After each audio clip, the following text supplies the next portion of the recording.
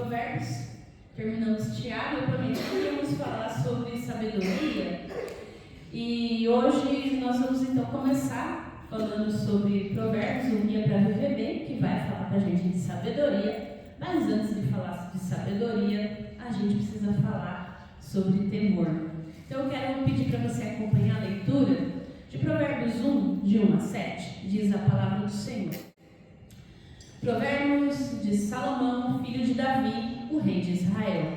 Para aprender a sabedoria e o ensino, para entender as palavras de inteligência, para obter o ensino do bom proceder, a justiça, o juízo e a equidade, para dar aos simples prudência e aos jovens conhecimento e bom siso.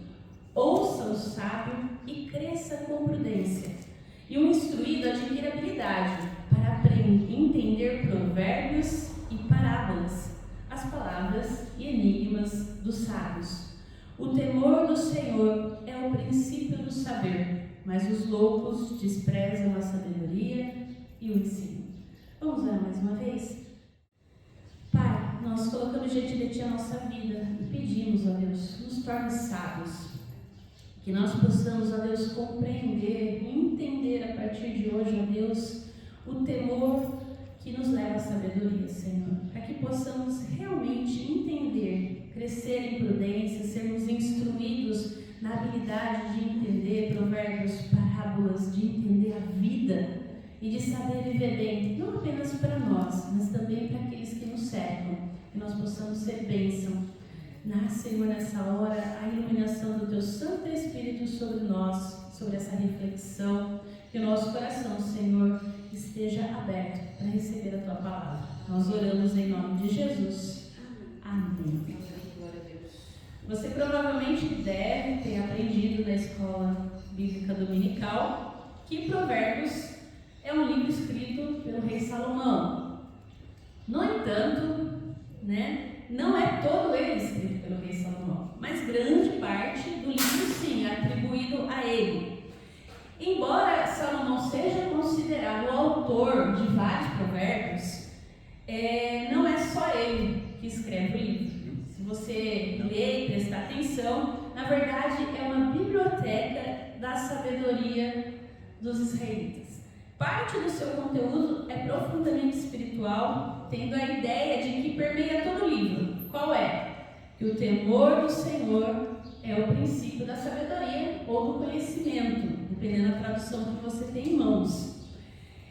E Provérbios sempre vai falar do louco ou tolo e do sábio e prudente. E a gente vai entender melhor essas figuras ao longo do mês, tá? O fato é que a gente não tem como precisar, onde foi escrito o livro de Provérbios, mas acredita-se que tradicionalmente é uma compilação, por isso uma biblioteca, dos ditos que eram verbalizados entre o povo israelita e também provérbios que Salomão teria dito no seu reinado em Jerusalém por volta lá do ano 1015 a 975 a.C. É provável que muitos desses provérbios surgiram das tradições orais que existiam na época. Sabe, aquela do falar. E nesse sentido, então, alguns provérbios foram acrescentados também após a época de Salomão. Se a gente pegar, por exemplo, os capítulos de 25 a 29, vai falar da época do rei Ezequias, de Judá, que foi bem posterior. Então não se sabe bem como chegou no formato que a gente tem hoje na nossa Bíblia, mas aí está, a palavra do Senhor. O que a gente pode dizer? Que Provérbio é um livro de sabedoria, assim como Jó, Salmos, Eclesiastes e Cantares. Lembra que a gente comentou falando de Tiago, que a gente precisa ler Provérbios, Jó e Eclesiastes junto, para a gente poder entender, Isso ajuda muito a compreensão. E qual é a função de um provérbio? Basicamente é ensinar. É um dito popular de maneira simples, divertida algumas vezes, até sarcástica, mas eficaz de passar conhecimento. Você ouve e você geralmente entende aquele que fala. Então o livro de Provérbios ele foi escrito como poesia e ele emprega muitas técnicas comuns à poesia. E E isso é importante para quando a gente lê o livro, porque a gente vai ver que tem imagens vívidas. A sabedoria é uma pessoa que anda pelas ruas, ele vai falar. Isso é próprio da poesia, de personificar as pessoas. Assim como aquele que é tolo comete loucura, a loucura também é personificada no livro. Então, isso é próprio da poesia. Você dá imagem viva a algo que você quer falar, transformando numa pessoa. A gente tem também o que a gente chama na academia de paralelismo, que no português seria a nossa rima, só que na língua hebraica. Então, às vezes, para a gente não vai fazer muito sentido, mas no original faz. Tá? Então, às vezes a gente lê e não entende, mas é um recurso literário que quem escreveu fez uso para que aquele que ouvisse entendesse o que fala. Então, a sabedoria contida no livro de Provérbios, ela abrange praticamente todos os aspectos da vida.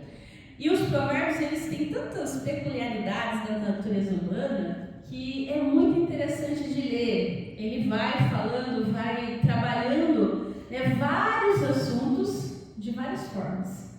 Só que eu queria pensar com você que esses primeiros capítulos do livro de Provérbios, eles têm uma coerência, que nós vamos ver mais à frente, tá? Principalmente a partir do próximo domingo. Hoje eu queria me ater a algo muito importante quando a gente pensa em sabedoria e sobre viver bem. Por quê? Então, se o livro de Provérbios tem a função de ensinar a sabedoria, a sua função não é só passar conhecimento teórico, mas prático. A sabedoria envolve a prática de vida. Então, a sabedoria de Provérbios, ela é uma sabedoria com o pé no chão. Ou seja, que fala com a nossa realidade, que fala com a realidade daquele povo que vivia ali. Então, não é um conhecimento distante, mas profundamente prático, com verdades que fazem o ser humano pensar. Então, se a função de um provérbio é ensinar, então o caminho, ele precisa fazer a gente pensar, o leitor pensar. E aí eu queria pensar então, com você. Qual é a ideia do provérbio? É conduzir os seus leitores à sabedoria. Ok, gente? Isso eu já entendi. Em quase todo livro tem uma distinção entre o tolo e o sábio, como dois caminhos de vida completamente diferentes entre si. Você provavelmente já leu o provérbio, já deve ter entendido e visto isso. Então, o tolo não é aquele que não tem conhecimento. Afinal, a pessoa tola pode ser alguém muito inteligente. Tolo, em Provérbios, é aquela pessoa que vive sem a palavra de Deus. Isso é importante a gente pensar. Mesmo que aos olhos do mundo ela seja considerada poderosa, que ela seja considerada rica, que ela seja considerada inteligente. No entanto, a sabedoria de Deus, na sabedoria de Deus, Deus as enxerga como tolas. E tolas porque os seus planos, a sua esperança está baseada na sua capacidade, na sua humanidade. E você lembra quem era a pessoa sábia?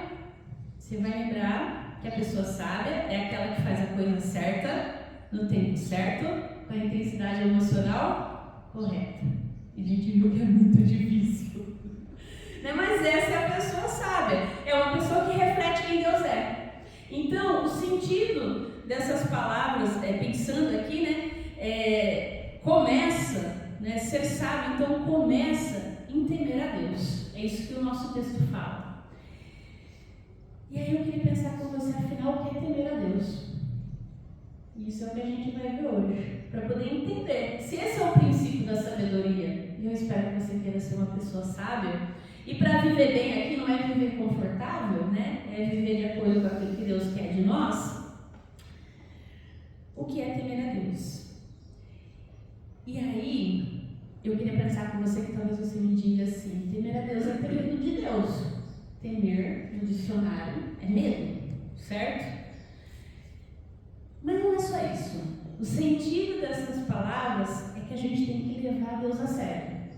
Que a gente precisa respeitar Deus porque Ele é Deus. Respeitar a sua grandeza, a sua natureza. Temer a Deus é confiar nele, mesmo sem compreender a sua ação. É ser humilde e confiar nele. Para que a gente possa entender melhor e aplicar isso melhor, eu queria pensar com você então sobre temor. Né? A palavra temor, ela precisa de esclarecimento. É tudo isso que eu falei, mas vai além disso. Porque afinal de contas a Bíblia diz que o perfeito amor lança fora todo medo. Mas eu tenho que temer a Deus, e se esse temor é medo, algo não se encaixa, concorda comigo? Por que temer a Deus? A gente poderia dizer simplesmente porque Ele é santo, certo? E santidade é essencialmente integridade. Essa é a ideia bíblica de santidade. Então Deus é separado de toda corrupção e distinto na sua pureza. Dentre as suas infinitas qualidades que a gente aprende quando a gente está estudando isso, santidade é a qualidade suprema, dentre todas as outras, né? E ele deve ser reconhecido como aquele que é separado do mundo por nós conhecido. Separado para a perfeição que por nós é desconhecida. Por mais que a gente tente fazer algo perfeito, saiba o que é perfeição, convenhamos que de fato a gente não consegue fazer nada perfeito. Deus não é simplesmente uma unidade no mundo dos fenômenos também. Não é algo que a gente experimenta no laboratório. Então, nesse sentido, Ele é eterno, Ele é infinito, Ele é perfeito, Ele é soberano e isso é santo. Calbart diz que Ele é totalmente outro, difícil da gente entender e compreender. Então, se Deus é esse que eu não entendo, mas que a Bíblia me diz que Ele é santo, e que santidade é a essência de Deus, a santidade, então, como atributo divino, é uma qualidade associada à pessoa de Deus. Deus, então, está separado. Por quê? Porque Ele é puro. Ok. Não tem pecado, não tem mal e não tem escuridão em Deus. Isso você também aprendeu no catecismo. Né? Está lá no catecismo de Westminster. Quando a gente começa lá no culto infantil, na escola, quando a gente é criança, né, a escola bíblica, a gente aprende tudo isso. Então, a Bíblia anuncia a santidade de Deus por toda parte. E a santidade é uma parte essencial da natureza divina. Deus não pode ser santo da mesma maneira que Deus não pode ser amor. Ele é santidade e Ele é amor. Uma coisa não exclui a outra. No entanto, muitos de nós acrescentamos que a ideia de um Deus irado, do qual a gente deve ter medo, não só medo, mas terror e tremor, um terror que foge assim do Senhor com pavor, porque afinal se Deus é santo, se Ele é perfeito, Ele é tudo isso e eu não sou, esse Deus, quando eu estar na presença dEle, Ele vai me consumir, porque a Bíblia diz que Ele é fogo devorador. Você entende por que santidade, terror e temor acabam andando juntos na nossa teologia e na forma da gente entender Deus? Então, porque se Deus é perfeito, Ele é santo, eu sou pecador. Então, o que eu faço? Eu vou me afastar dEle. Porque na presença dEle, então, Ele vai me consumir. Esse tipo de medo é um medo pagão, não cristão. E não tem nada a ver com glorificar e desfrutar de Deus. Isso, na verdade, é desconfiança e ressentimento com Deus.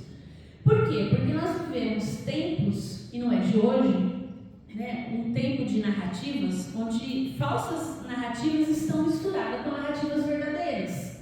Como assim? Nos círculos religiosos, e isso não é de hoje, nós temos várias narrativas sombrias sobre Deus, que foram predominantes desde a igreja primitiva. Se você não fizer o que Deus gosta, Deus vai castigar. E tem gente que fala isso, educa as crianças desse jeito. E aí você lembra-se que a infância é o chão que a gente anda na nossa vida. Então, por mais que você esteja lá com 50, 60 anos, você lembra disso, da sua mãe falando, olha, não faz isso errado porque Deus castiga. Deus pune. O que não é de todo mentira, a gente vai entender melhor. Calma. Vamos ver se a gente consegue chegar. Porque a gente aprende então que esse Deus ele é zangado e que Ele está pronto ali para julgar, para castigar. Um Deus que precisa ser convencido a perdoar. Porque afinal eu tenho que andar certinho para Ele me aceitar.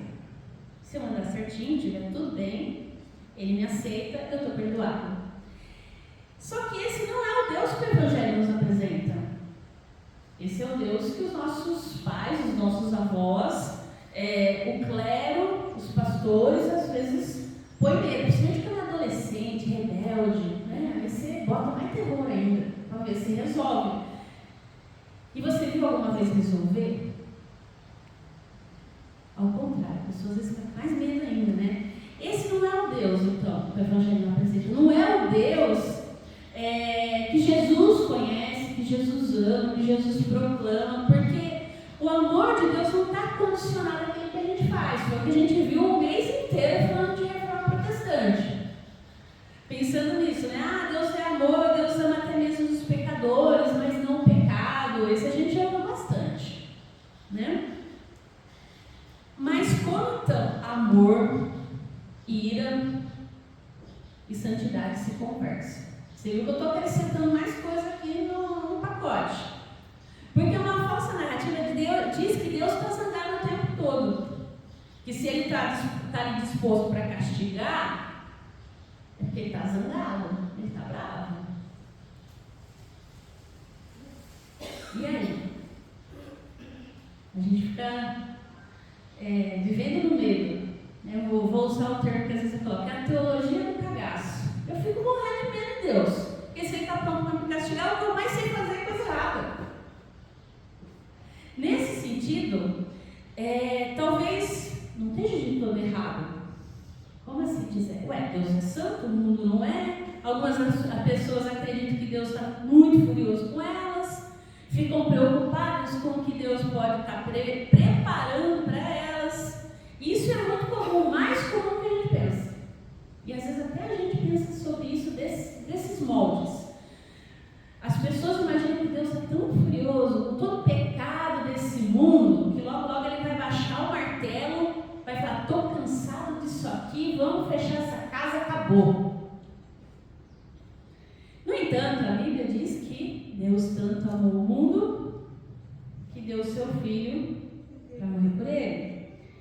Diz também que Deus estava em Cristo reconciliando consigo o mundo. E é esse ponto que a falsa narrativa precisa ser corrigida pela verdadeira. Deus Pai realmente está irado. Realmente Ele está furioso com o nosso pecado. Isso é fato. E Ele vai nos enviaria, melhor esse pretérito, né? Nos enviaria para o inferno com merecimento. Porque a gente é pecador. Caso o seu Filho Jesus não tivesse interferido na história e não tivesse mudado a história e assumido esse inferno, esse castigo que era nosso no seu corpo e tivesse dito na cruz, meu Deus, por que me abandonaste? Porque esse é o inferno do ser humano, estar sem a presença de Deus. E Jesus toma esse inferno para si na cruz. Então, nesse sentido, é assim que o Evangelho apresenta ira e perdão. Existe ira sim, Deus está irado com o pecado. Isso é bíblico. Deus, sim, no entanto, Deus se importa conosco com o nosso pecado. Embora, do outro lado, a gente tem uma narrativa de um Deus paz e amor. Um Jesus meio hippie, né? E algumas pessoas também acreditam. Não, tudo é graça.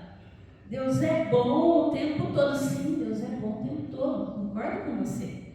Só que esse Deus bonzinho, agradável e mesmo assim, paz e amor, ele não é bíblico. A Gisele, agora você vai deixar a gente mais maluco ainda.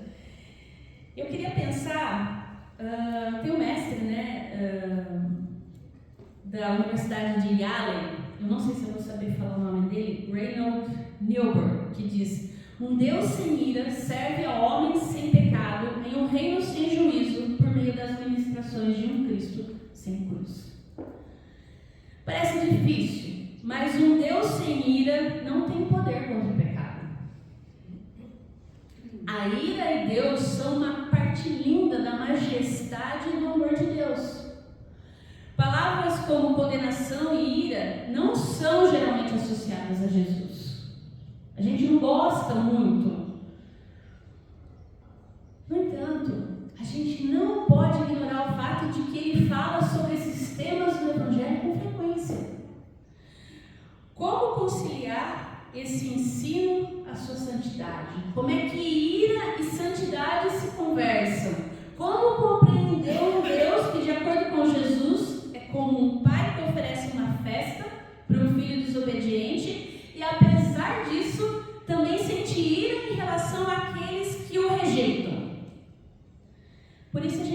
analisar o que Jesus quer dizer com as palavras condenação e ira. O que exatamente são essas coisas? Porque integrar o amor de Deus à ira de Deus é de fato difícil. A gente às vezes não entende. Mas a maioria das pessoas não consegue simplesmente optar, entender as duas coisas juntos e prefere optar por um ou outro. Que é essa narrativa polarizada que a gente vive. Ou Deus é só amor, ou Deus é só ira.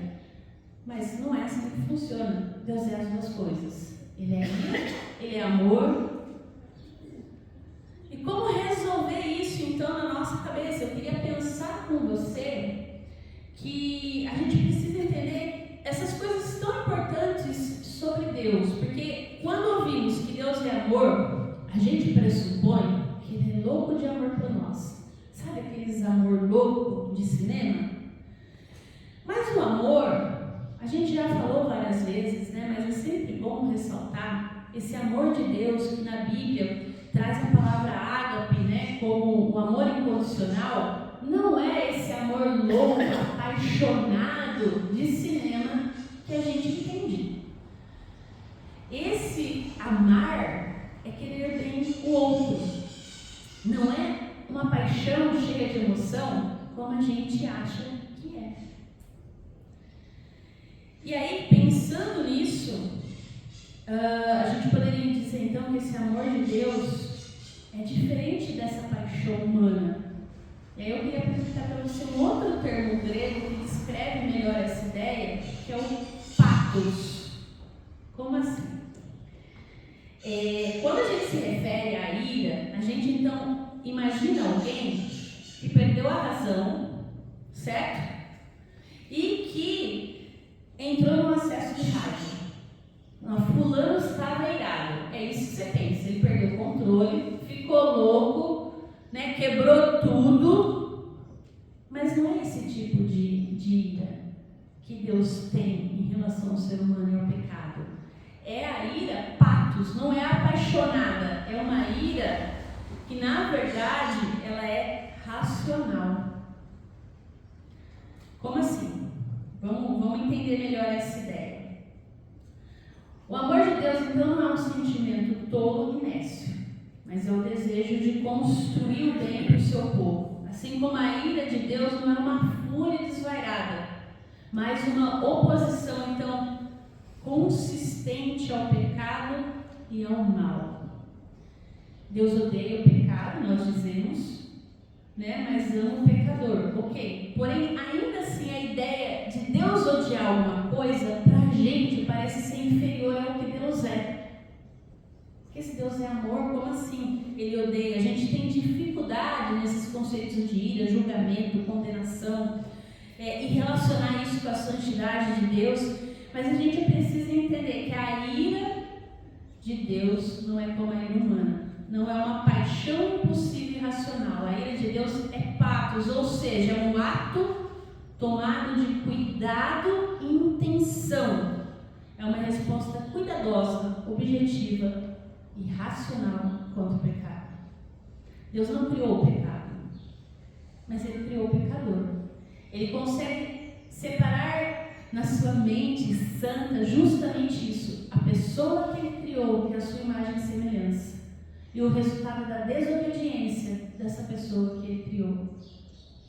Ele odeia a desobediência, o pecado, mas Ele consegue amar essa pessoa, e não de uma forma emotiva, mas racional.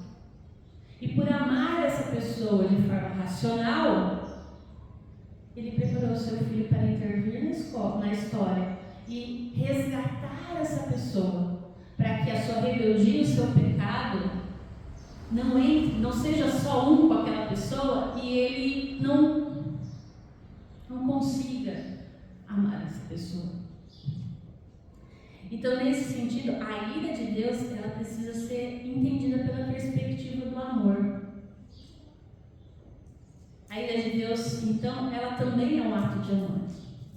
Porque se nós, então, pecadores, continuássemos com os nossos pecados, sendo uma pessoa só com eles, né?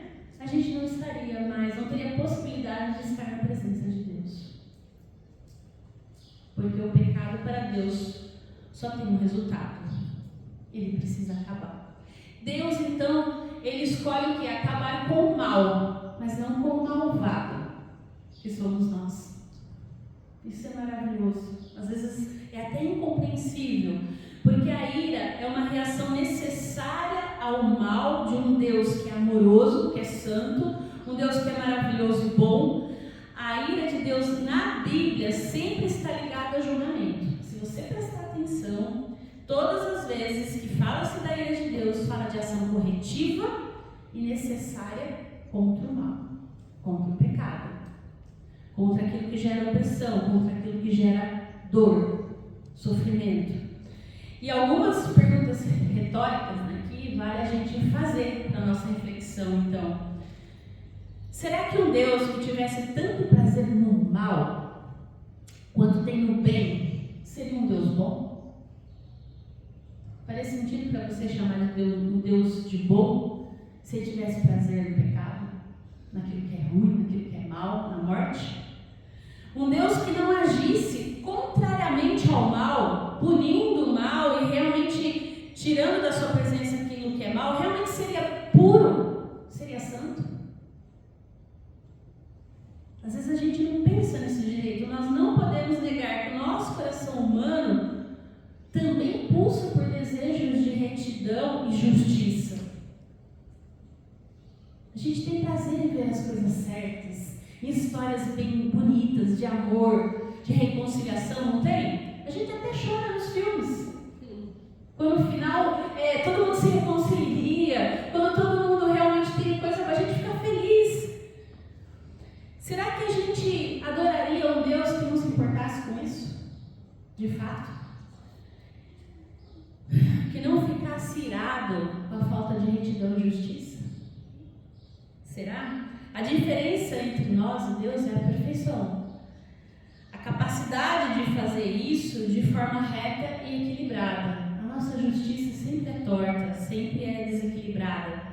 Então, a partir desse entendimento de santidade e da ira de Deus, bem como do seu amor e da sua graça expressos, através do sacrifício de Jesus na cruz, que se deu para que a sua ira fosse apaziguada por causa dos nossos pecados, sim, porque os nossos pecados nos levariam à morte eterna, a separação total daquele que é bom e justo.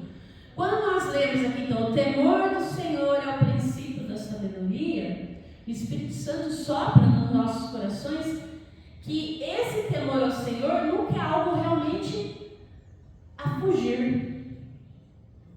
Eu tenho que temer a Deus, eu tenho que entender que Deus é Deus. Ele se ira sim contra o pecado, mas que temer a Deus não é uma barreira para o crescimento, mas um caminho feliz para viver uma vida que vai me fazer bem, que vai gerar vida. Como todos os livros da Bíblia, Provérbios não pode ser lido fora do seu contexto. Provérbios não é o Evangelho, mas ele está no âmbito da lei.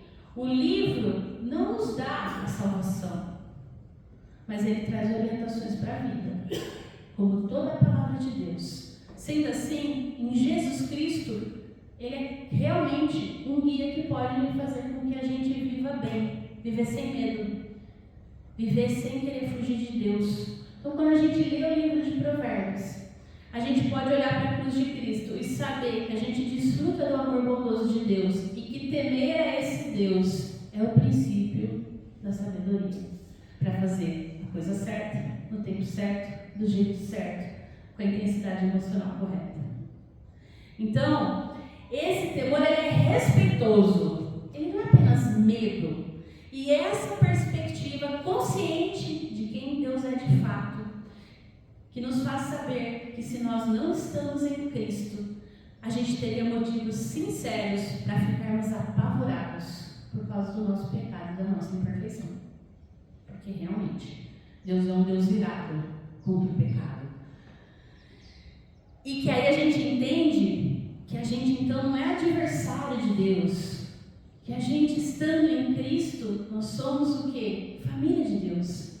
E aqui está um outro temor.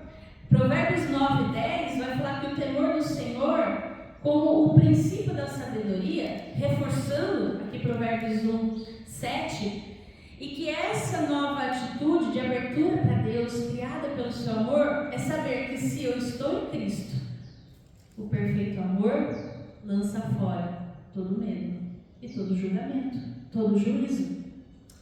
Porque se eu creio que Cristo levou os meus pecados na cruz, eu estou com Deus. Isso alegra meu coração. Isso me faz andar em novidade de vida. Por quê? 1 João 4 diz que o quê? O medo implica castigo. E quem tem medo não está aperfeiçoado no amor. Nós amamos porque Ele nos amou primeiro. Louvado seja Deus por isso. O castigo caiu sobre o nosso substituto na cruz. Nós o recebemos com as mãos vazias da fé. Glória a Deus por isso. E nós estamos sob o amor de Deus agora. O Evangelho nos liberta do temor e da ira de Deus para a condenação. Porque não há mais condenação para aqueles que estão em Cristo Jesus, como nós falamos semana passada. E nada vai poder nos separar do amor de Deus, que também está em Cristo Jesus.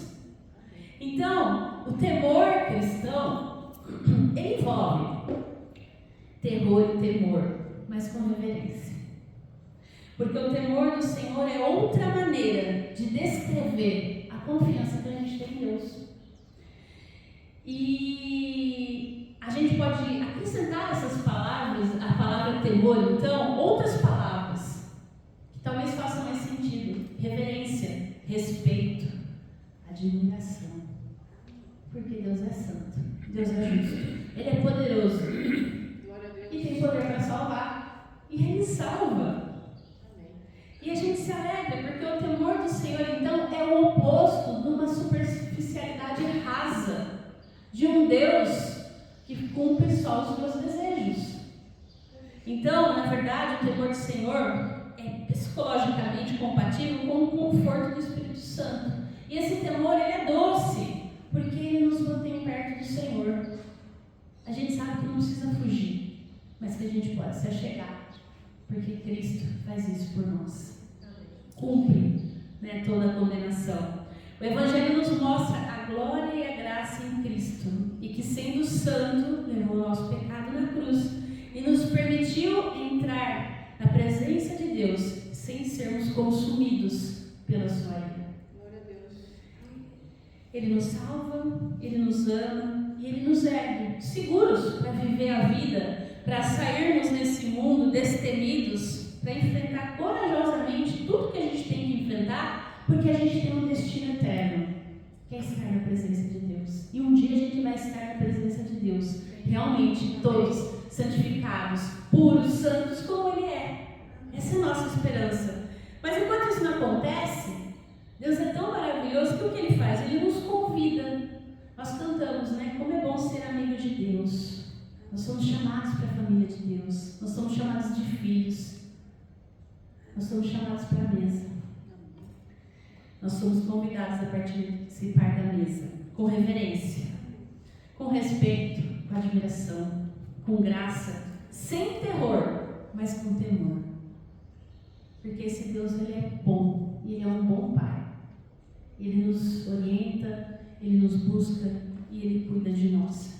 Eu espero que você tenha saído daqui não mais confuso do que você entrou. Espero que tenha sido claro, essa questão do amor, do temor, porque a gente precisa entender esse temor como princípio da sabedoria para depois trabalhar sabedoria, loucura, o tolo, o sábio, para a gente entender como a nossa vida funciona a partir então dessas visões do reino. Nós, nesse momento, eu vou chamar o Marco e a Meire aqui comigo. Os irmãos que estiverem preparados com seus dízimos e ofertas podem trazer à frente. A Cris vai cantar uma canção. Enquanto ela canta essa canção, eles vão levar até você o pão e o vinho. Pegue com você, segure contigo e depois nós vamos celebrar a mesa juntos.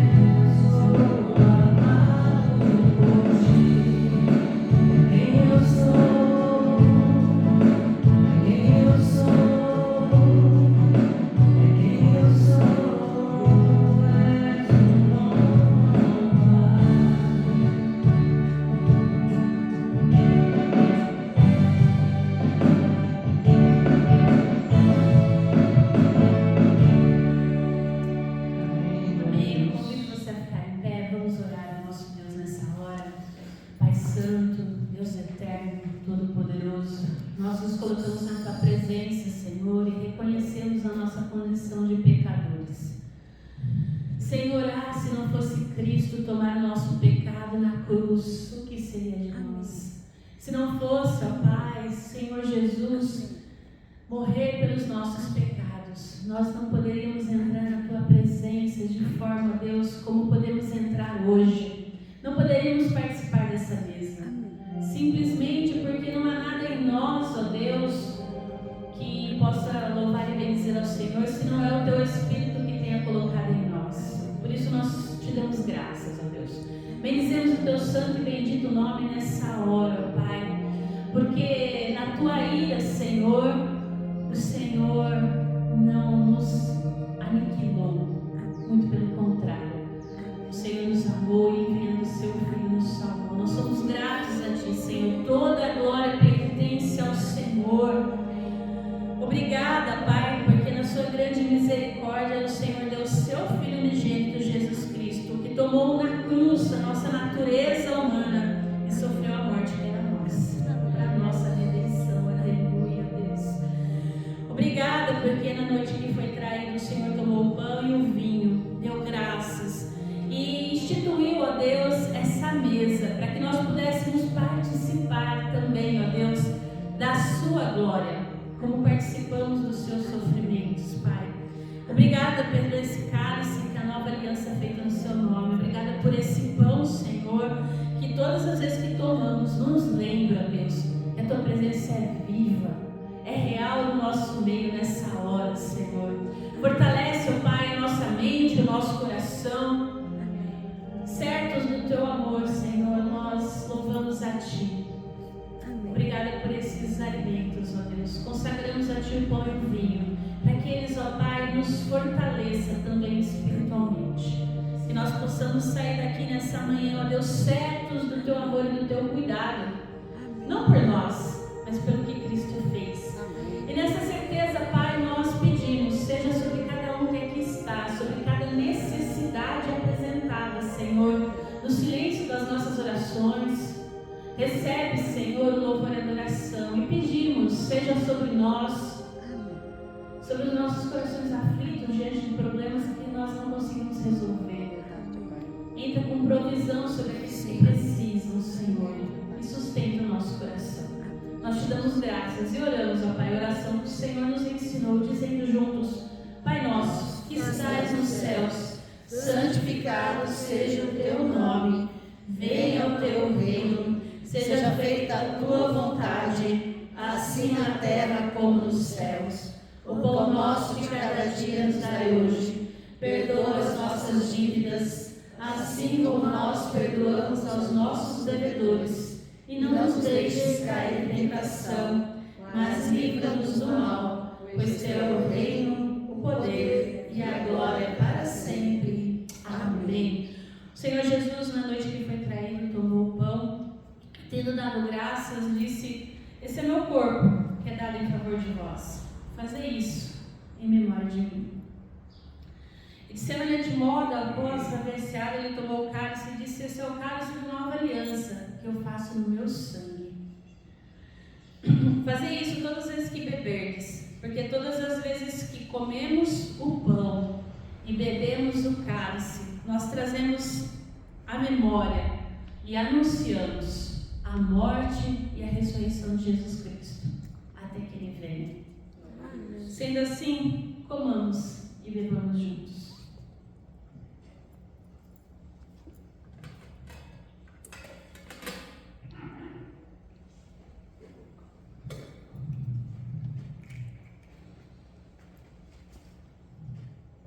Obrigada, Senhor.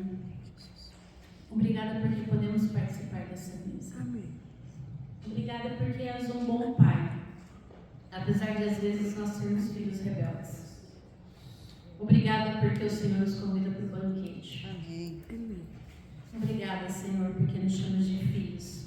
Mais que isso, nos chama de amigos. E nos convida a participar do Teu reino, a proclamar a Tua palavra nas nossas vidas.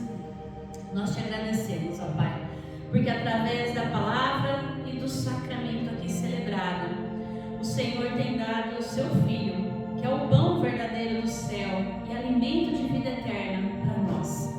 Fortalece-nos, ó Pai, no serviço da Tua obra.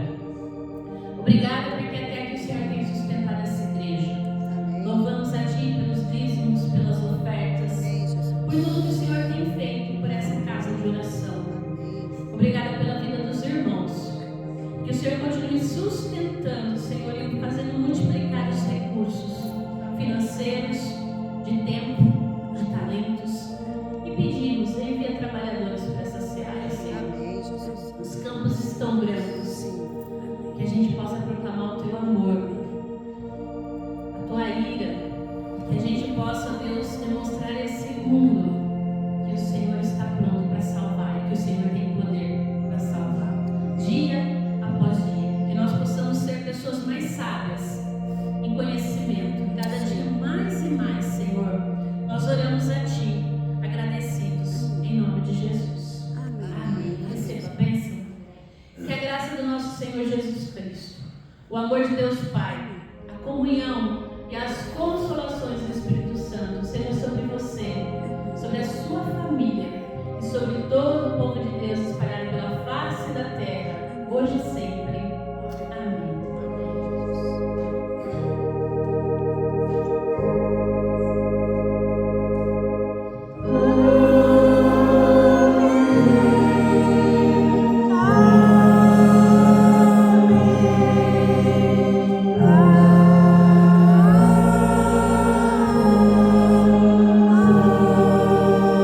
Amém.